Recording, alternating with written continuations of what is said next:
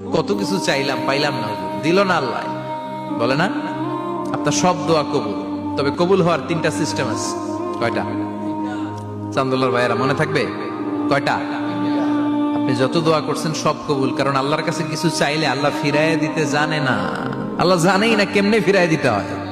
সুবহানাল্লাহ কোন চাওয়া মাত্রই আল্লাহ বলে অ্যাকসেপ্টেড, যা কবুল, দিব দিব না এটা বলতে জানে না, চাওয়া মাত্রই বলে দিব। তিন সিস্টেম। নাম্বার ওয়ান, আপনি আল্লাহর কাছে দোয়া করলেন, চাইলেন, আল্লাহ বলে দিব, বলেই তিনি দিয়ে দেন আর আপনি খুশি হয়ে যান, পেয়ে গেলেন।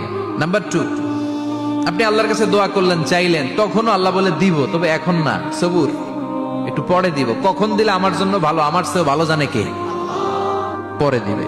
নাম্বার থ্রি, চাইলেন, দোয়া করলেন, আল্লাহ তখনও বলে দেব, তবে এখনো না, পরেও না, কিয়ামতের দিন যেদিন বিপদে পড়বে ওই দিন দেব।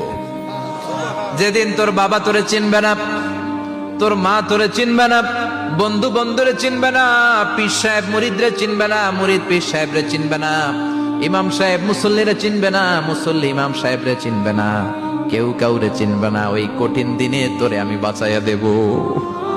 তাইলে দোয়া যা করছেন ছোটবেলা থেকে আজকে পর্যন্ত, লস হয়েছে না লাভ? লস না লাভ? এজন্য বেশি বেশি দোয়া করার দরকার আছে না নাই?